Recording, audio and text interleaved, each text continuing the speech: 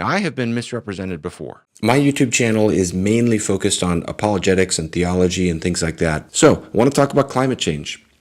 And I have 5 things to say from a Christian perspective, particularly. I care about it so much, I think we can't not talk about it. It's just too important. The climate affects everything.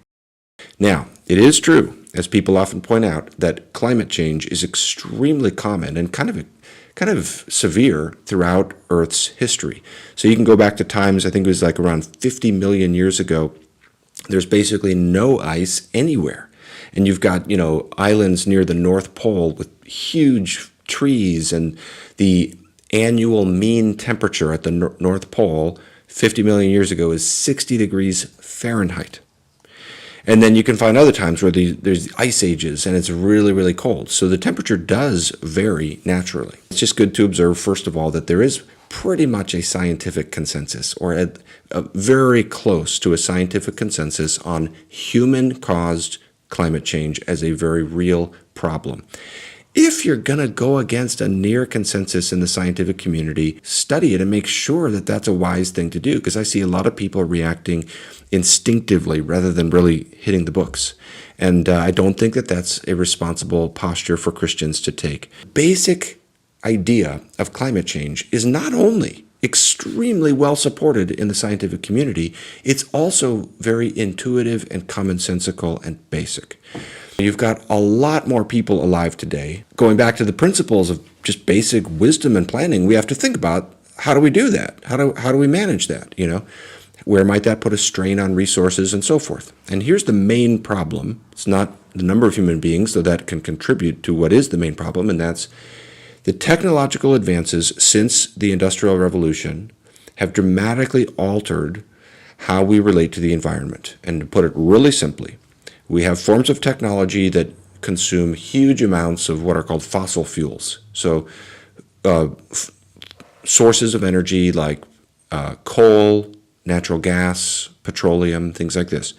And we use these to power our cars and our homes and our airplanes and so forth. And in so doing, they emit greenhouse gases into the atmosphere, especially carbon dioxide. Huge increases in emissions of greenhouse gases.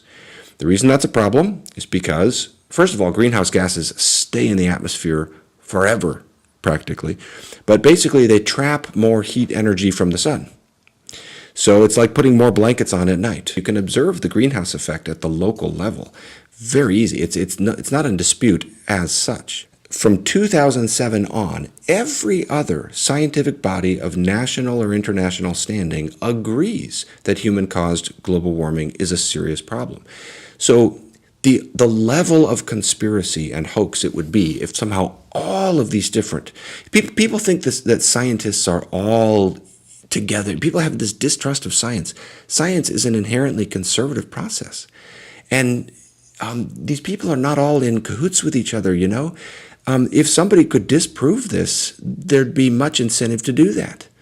And yet you have so much agreement in the scientific community. And some of the things are obvious, like you think of sea level rise. Other things you may not think of right away. But even just sea level rise is a big deal. 11 out of the 15 largest cities in the world are on coastal estuaries. So you can see this happening already. It's not like a distant hypothesis. You see it happening in places like New Orleans or Venice. You also have more intense hurricanes because they are fueled by the warmer waters in the summer. You have more wildfires, which I live in Southern California. I can tell you how devastating those are, partly because of drought, but also because of drier air.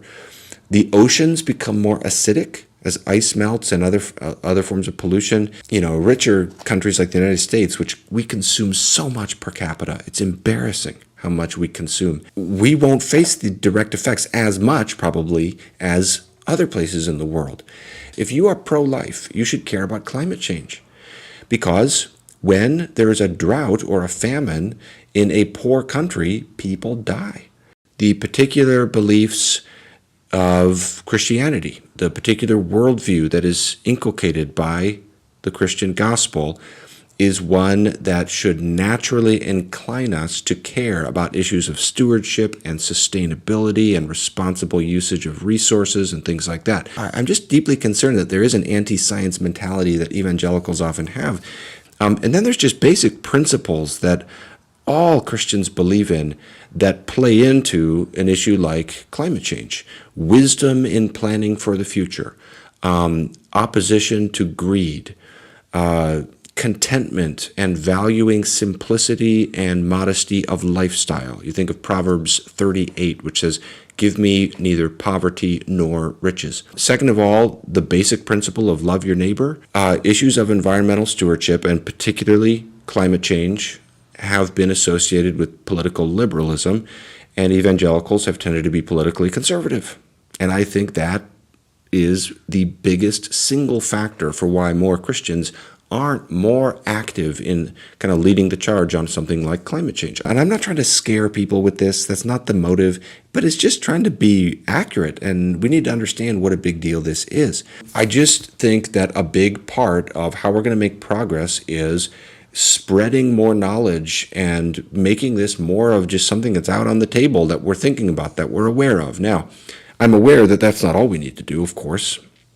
In fact, that's one tiny thing compared to everything we need to do. If people would just, do some research about it and then have an opinion, that alone is, because all change starts in the hearts and minds of people. It just seems like it's one of those issues that should be way high on the level of urgency